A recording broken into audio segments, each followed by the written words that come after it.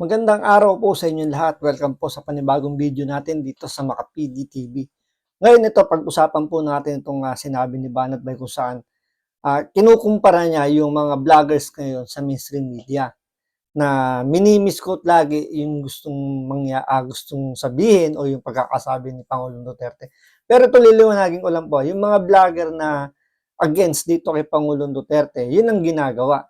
Yung mainstream media, understandable na yan. Panahon pa naman ni Pangulong Duterte as president talaga nung kanang administrasyon, di ba? Talagang laging mini-misquote yung mga pronouncement niya. So, sa mga basher ni Pangulong Duterte, ganun din yung ginagawa.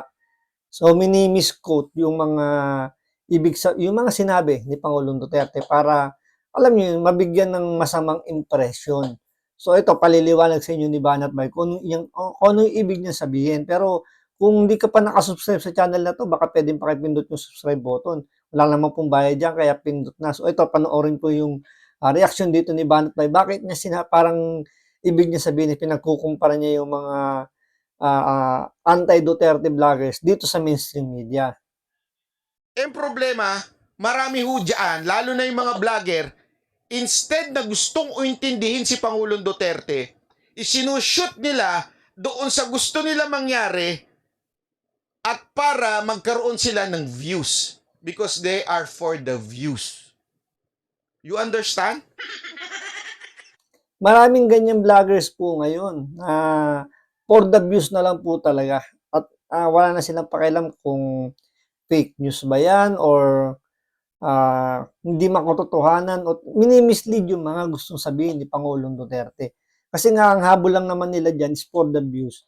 Hindi naman talaga yung kumbaga parang hindi na importante sa kanila kung totoo o hindi yung yung sasabihin nila. Basta sila negative impression lagi yung sasabihin nila kung ano yung sinabi ni Pangulong Duterte, literal na yun yung talagang gagamitin lang kahulugan yung pinaka-literal tulad nung sinasabi nga ni Pangulong Duterte, di ba, sa mga adik noon na papatayin ko kayo. So, literal, ang pagkakaintindi nila, si Pangulong Duterte mismo yung papatay or ipag-uutos niya na patayin yung mga adik. So, ang ibig niyang sabihin lang naman dun sa papatayin ko, kumbaga, pag lumaban kayo sa pulis, siyempre ang pulis, kailangan nila pagtanggol yung sarili nila. So, kung sa tingin nila na may imminent danger na sa kanila, so, binibigyan sila ng go signal ni Pangulong Duterte na gawin yung tama. Yun lang naman yung ibig sabihin doon sa term niya na yun. Pero yun nga, mini-misquote yan ng mga vloggers at ng mainstream media. Huwag ganun. Huwag niyong gamitin si Pangulong Duterte. Alam mo, ipupusta ko sa inyo.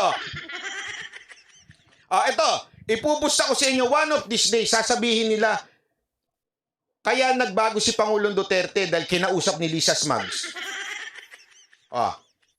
Parang kilala ko yung sinasabi dito ni Banat Bay na kakausapin siya ni Lisa Smug. Kasi may isang vlogger na kilala na napapanood na yan yung tawag niya kay First Lady. Si Lisa Smug, andyan yung puting ahas. So, yun yung siya yung naiisip ko na tinutukoy dito ni Banat Bay. Pero ewan ko natin kung baka mali ako, baka mali rin naman ako doon. Pero yung punto rito ni Banat Bay is pwedeng yun yung maging statement or script nitong vlogger na to na sasabihin niya na nakausap si Pangulong Duterte o nagkausap na sila ng mga Marcoses. Kaya feeling nila lumambot na si Pangulong Duterte dito sa usapin ng People's Initiative or dito sa sa pamamalakad ni Pangulong Marcos. Kasi sinasabi nga nila na, di ba, parang lumambot na nga raw si Pangulong Duterte. So, yun yung palalabasin nila na nagkaroon na ng usapan ng mga Marcos sa mga Duterte. Sigurado ako may magsasabi ng ganyan. Dahil sa kinausap na yan, kaya ganyan yan. Hindi naman nila pwede sabihin na bayaran. Kinausap yan. Siguro meron niyang kasunduan sa mga Marcos. Para lang talaga ma-shoot doon sa gusto nilang mangyari. doon sa i-feed nila yung hate nila kay Marcos. Kasi tandaan nyo ito ha, tandaan nyo ito mga kababayan, kayo mga banateros, mga nakikinig sa akin, I do not hate Marcos. Tandaan nyo yan. Hindi ko hate si Marcos, but I don't like some or most of what he is doing. Kasi iba ho yung usapan na if you hate the person, everything that person will say, ayaw mo. Kasi nga you hate that person. Hindi May ganyan ako kilala, isang abogado na laging galit na galit doon kay sa isang senador na lahat na lang ng sasabihin mali. Para sa kanya lahat ng gagawin is mali para sa kanya at walang alam tong senador na 'to. May ganyan akong kilala na abogado daw na every time na magsasalita or merong gagawin itong senador na 'to is lagi siyang lagi siyang nakakontra. 'Di ba? So, hindi na yung hindi na yung ginagawa yung mali. Sa kanya yung tao na yung mali mismo, 'di ba? Tao hindi na issue. So, yun yung ibig sabihin dito ni Banatbay na pag galit sila rito, especially kay Pangulong Duterte. So, lahat ng lalabas sa bibig ni Pangulong Duterte, lahat ng gagawin Pangulong Duterte is mali. So, same thing dito kay Pangulong Marcos. Ang nangyayari kasi kay Pangulong Marcos, although hindi nga siya nagsasalita, pero yung mga action niya, tinutuloy niya. Kahit niya alam niyang mali, pinatutuloy niya kahit na sinasabi na nga sa mga sekretary na mali nga yung diskarte nila. Pero si Pangulong Marcos is hindi niya sinisita yung mga sekretary niya. So, yun yung kinagagalit dito ni Banatbay, yung ganong sistema ni Pangulong Marcos. tayo ganyan. Kasi nga hindi ho tayo sa tao. Sa issue tayo. Pag may mali, mali. Pag may tama, tama. Ganun lang kasimple yun.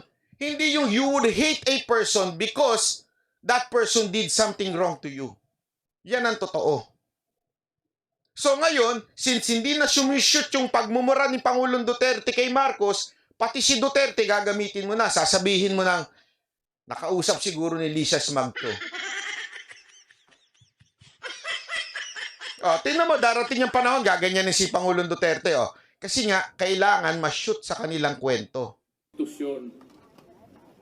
Para pabor kanimo nga muling kuray diha ug ngayta pag-usa ka termino.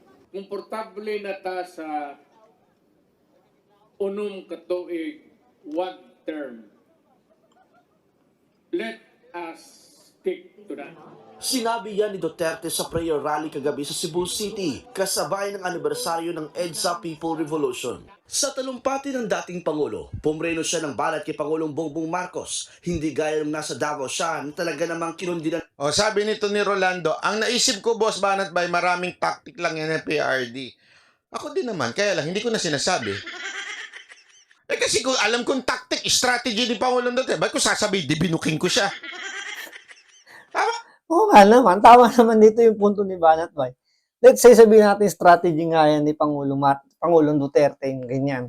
At alam ni Banatbay. Ba't nga naman yung sasabihin na hindi, strategy lang talaga ni Pangulong Duterte yan. So, hindi nabukan lang si Pangulong Duterte. Parang inilaglag niya lang si Pangulong Duterte. So, siyempre, kung taktika man yan ni Pangulong Duterte, nasa kanya na yan, diskarte niya na yan. Ngayon tayo, mag-aantay lang tayo kung ano yung igagalaw ni Pangulong Duterte. Dahil tayo, bang supporter lang tayo ni Pangulong Duterte. So, wala tayong choice. Kundi mag-antay lang. Huwag nating i-assume kung ano yung magiging diskarte ni Pangulong Duterte. Mali. Just for me to look intelligent, I would tell you, strategy lang ni Pangulong Duterte yan.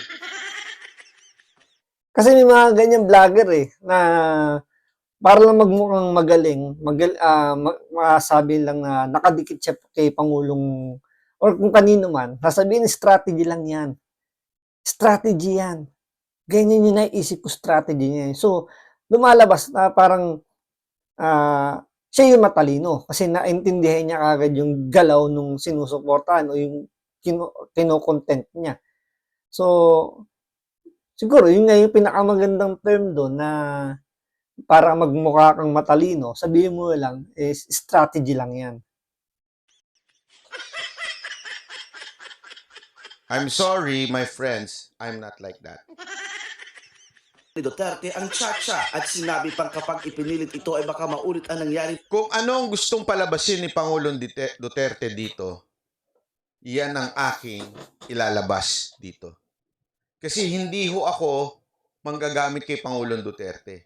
Pero hinahayaan ko hong magamit etong channel na to para ibigay ang mensahe ni Pangulong Duterte. At kung ano ang gusto ni Pangulong Duterte na maparating sa taong bayan, yun ang aking gusto. It's not the other way around.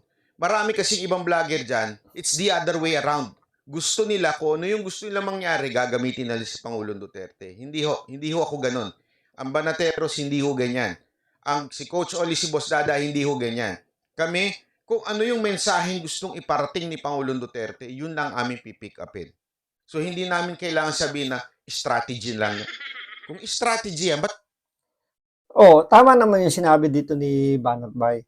Kasi nga, matagal na nilang nakakausap si Pangulong Duterte. Ngayon, kung meron man silang nalalaman or meron silang gustong mangyari, madali nilang pwedeng, madali nilang may request or pwede nilang hingin kay Pangulong Duterte kasi personal nilang nakakausap.